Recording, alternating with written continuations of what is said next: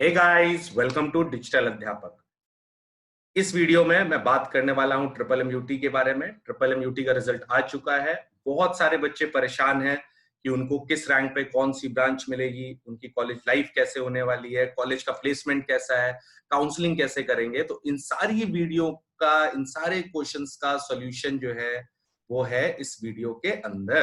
ठीक है, तो अगर इस बारे में कंप्लीट इंफॉर्मेशन चाहिए, ट्रिपल एमयूटी में कैसे अप्लाई करना है, कैसे काउंसलिंग करनी है, हमें कौन सी ब्रांच मिलेगी, तो इस वीडियो को जरूर लास्ट तक देखना। ठीक है, तो first of all congratulation to all students those who secured decent rank in triple MUT entrance examination.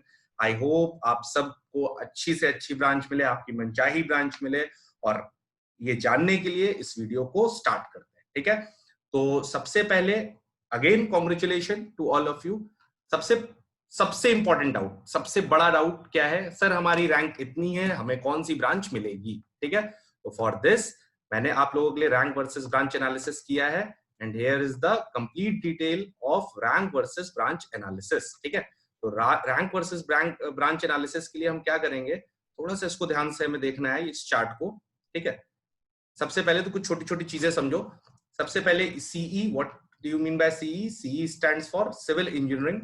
This is civil engineering. This is CH chemical engineering, CSE computer science and engineering, EC electronics communication engineering, EE electrical engineering, IT is information technology and ME is mechanical engineering. ठीक है, तो हमारे लिए जो काम की चीज है वो ये है, GNOP जनरल रैंक। आपको अपनी GNOP रैंक ही देखनी है, आप इसी के अकॉर्डिंग डिसाइड करोगे कि आपको कौन सी ब्रांच मिलने वाली है। सब देखो, सिविल इंजीनियरिंग के लिए जो लास्ट रैंक थी जिसपे कॉलेज सिविल ब्रांच मिली वो है 1423। 1423 के बाहर आपकी रैंक है, अगर आप जनरल कैटेगरी में हो तो आपके चांसेस कम है मिलने के। बट अगर 1423 से कम रैंक है, 1 से लेके 1423 के बीच में, तो definitely you will get civil engineering in triple एमयूटी।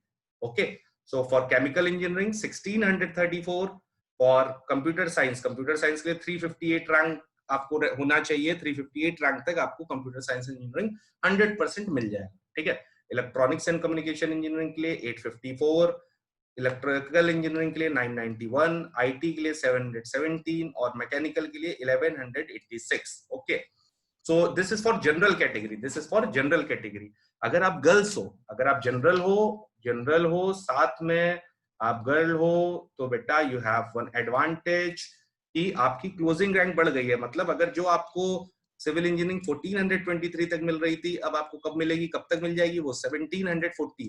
Sir ये कौन सी रैंक पे मिलेगी? जनरल रैंक अगर आपकी इतनी है और आप गर्ल्स हो तो आप definitely you will get the civil engineering branch in triple MUT examination. ठीक है, तो अगर आप जनरल हो और गर्ल्स हो, then you will have the extra advantage.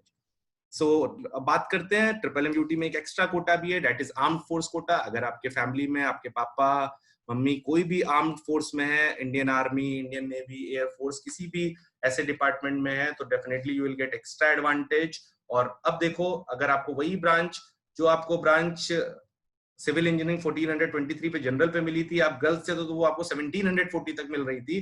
लेकिन अगर आपके पास आर्म्ड फोर्स कोटा है तो वही ब्रांच आपको 2638 रैंक तक मिलेगी, general rank. I am again emphasising on the general rank, please इसको मिस नहीं करना। ठीक है, अब बात करते हैं एक और, अगर आपके पास हैंडीकैप्ड कोटा है, अगर कोई भी फिजिकल डिसेबिलिटी है, तो ये चीजें और बढ़ जाएगी। 5124 रैंक तक आपको सिविल इंजीनियरिंग ब्रांच मिल सकती है। मैं एक ब्रांच से आपको समझा रहा हूँ, बाकी सारी ब्रांचेस आप अपने आप समझ लोगे। ये चार्ट आपके लिए है, आप इसका स्क्रीनशॉट ले लेना, आपको सारी चीजें समझ में आ जाएगी।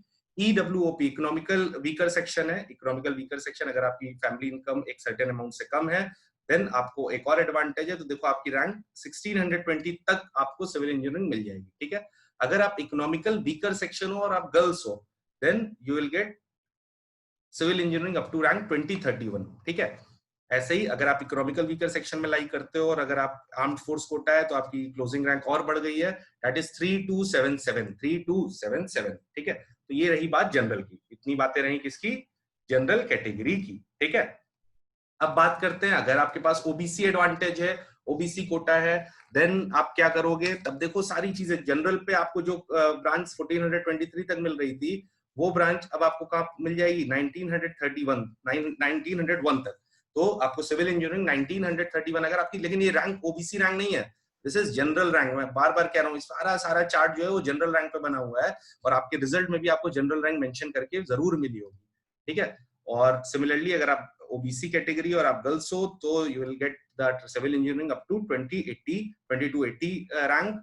अगर आप ओबीसी हो और आपके पास आर्म फोर्स कोटा है तो 6777 रैंक तक आपको, अगर आपकी 6777 रैंक है तो आपको rank under this particular figure you will get the civil engineering in MMMUT examination, ठीक है।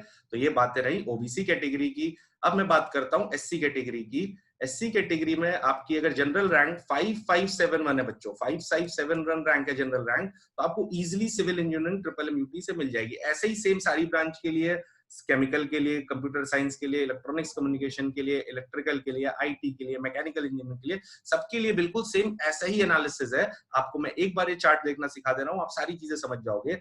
All the ranks are general rank, all the ranks are general rank. I am again emphasising on it, please इसको miss नहीं करना, ठीक है। अगर आप ST आपके पास कोटा है देन 13,973 रैंक तक, 13,973 तक आपको सेम ब्रांच मिल रही है, that is civil engineering branch, ठीक है। अगर आप एसटी हो और आपके पास गर्ल्स कोटा है, अगर आप एसटी हो और आपके पास गर्ल्स कोटा है तो यहाँ पर 5965 तक लास्ट ईयर बंद हुई थी सिविल इंजीनियरिंग, ठीक है। तो इसको, इस एनालिसिस को प्लीज मिस मत करना आप लोग, इस एनालिसिस को प्लीज मिस मत करना, ये बहुत इंपॉर्टेंट एनालिसिस और इससे आप सारी चीजें एनालिसिस कर सकते हो, ठीक है। तो this is the complete rank analysis of MMMUT things, ठीक है। और आप लोगों के लिए, आप लोगों की सुविधा के लिए मैंने इसको एक इजी एनालिसिस किया है, एक इजी मोड बनाया है, और जो आपको जरूर हेल्प देगा कि आपको किस रैंक पे क्या मिलेगा।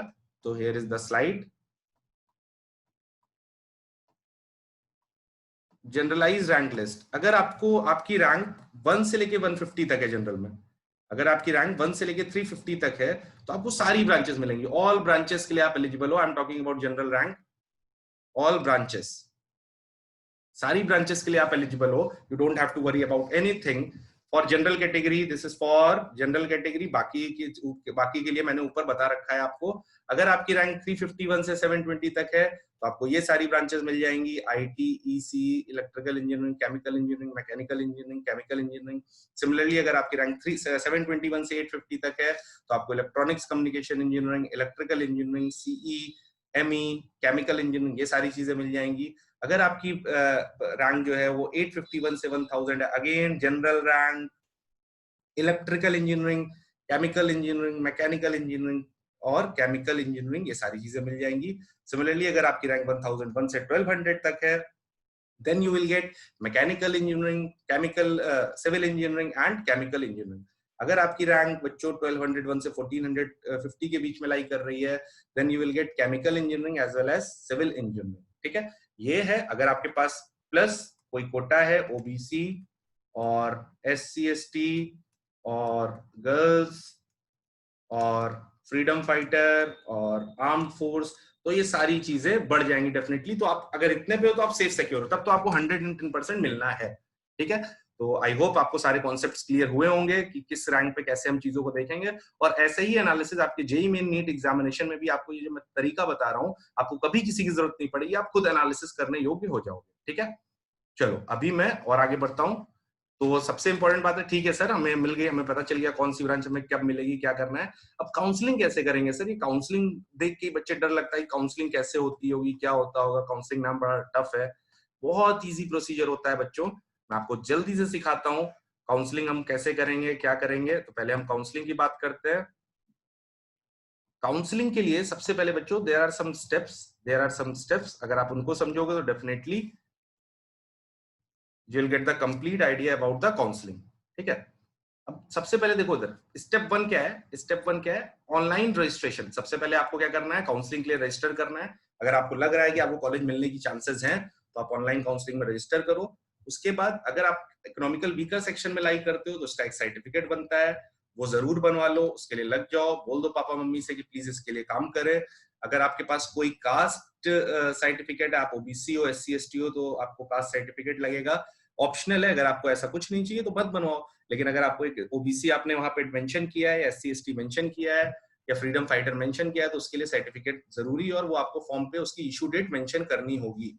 ये काउंसलिंग वाले फॉर्म में आपको ये इशू डेट मेंशन करनी होगी, किस तारीख को इशू हुआ है, ठीक है। उसके बाद जो काउंसलिंग फी आप सबमिट करोगे, काउंसलिंग फी 2000 रुपीज है, ये नॉन रिफंडेबल है, और आपको ऑनलाइन पेमेंट गेटवे से सबमिट करना है, कैश जाके नहीं दे देना है कॉलेज में, ठीक है। फिर उसके बाद स्टेप 5, उसके बाद आप जब ये कर लोगे तो आपको चॉइस फिल करने के लिए आएगा, आपको कौन सी ब्रांच चाहिए, आपको कौन कौन सी ब्रांचेस मिल सकती हैं, आप प्रायोरिटी में ऑर्डर करोगे। सपोज मुझे सबसे पहले सीएस चाहिए, फिर उसके बाद मुझे अगर आईटी मिल जाए तो अच्छा रहेगा, फिर इलेक्ट्रिकल इंजीनियरिंग मिल जाए। हालांकि आपको आइडिया होगा क्योंकि आप रैंक वर्सेस आप चीजों का एनालिसिस कर चुके हो, तो आप उसी ऑर्डर में अपनी ब्रांचेस भरोगे, ठीक है। फिर उसके बाद नेक्स्ट स्टेप में यूनिवर्सिटी क्या करेगी, this is 6, this is 7, this is 8। Next step में यूनिवर्सिटी क्या करेगी, आपको रिजल्ट आउट करेगी, आपको बताएगी कि आपको ये कॉलेज मिल चुका है और कोई दिक्कत की बात नहीं है, ठीक है। आपको पर्टिकुलर ब्रांच मिल जाएगी, वो काउंसलिंग वेबसाइट पे, कॉलेज की वेबसाइट पे वो डाटा अपलोड कर दिया जाएगा, ठीक है। उसके बाद आपको एक पर्टिकुलर ब्रांच मिल गई, तो उसके बाद आप फीस डिपॉजिट करोगे यूनिवर्सिटी पे ऑनलाइन वे में। फीस डिपॉजिट करने के बाद आपको कॉलेज जाना होगा, एक बार आपको कैंपस में जाना होगा फॉर द डॉक्यूमेंट वेरिफिकेशन, ठीक है। डॉक्यूमेंट वेरिफिकेशन आप कराओगे और आपका एडमिशन डन मान लिया जाएगा, ठीक है। Now you will get the seat in triple MUT entrance examination या ट्रिपल एमयूटी। अब मैं बात करता हूँ, एक इंपॉर्टेंट बात यह है कि एक और फिनोमेना है कि अगर आपको ये लगता है कि जैसे सपोज करो आपको मुझे सीएस चाहिए थी लेकिन मुझे आईटी मिल गई, अब मुझे चाहिए कि यार अगर अगले राउंड में कहीं मेरे से कम रैंक वाले को अगर सीएस मिल जाएगी तो ये तो खराब हो जाएगा। तो आपको एक ब्रांच को अपग्रेड करने का भी कंसेंट देना होता है। आप डॉक्यूमेंट वेरिफिकेशन के टाइम पे आप दे दोगे कि सर मैं अभी आईटी तो ले रहा हूँ बट अगर पॉसिबल होता है तो मुझे सीएस चाहिए, तो ये सुविधा भी काउंसलिंग के टाइम पे उपलब्ध है, तो आपको परेशान होने की जरूरत नहीं है, ठीक है। आई होप आप सबको अभी तक चीजें समझ में आ रही होंगी, और मैं थोड़ा सा वे में कंप्लीट इन्फॉर्मेशन आपको दे रहा हूं ताकि इस वीडियो को देखने के बाद आपको सारी चीजें बिल्कुल क्रिस्टल क्लियर हो जाए, बिल्कुल भी आपके मन में डाउट ना हो, ठीक है। चलो अभी हम आगे बढ़ते हैं। अब एक और सवाल है कि sir what about the fees structure, sir fees कितनी है कॉलेज की, क्या है। तो यहाँ मैंने आपके लिए एक अटैच कर दिया है कंप्लीट फी डिटेल्ड फॉर्म, और मैंने एक इजी रिव्यू भी बनाया है, इजी स्लाइड भी बनाई है जिससे आपको चीजें क्लियर हो जाएंगी।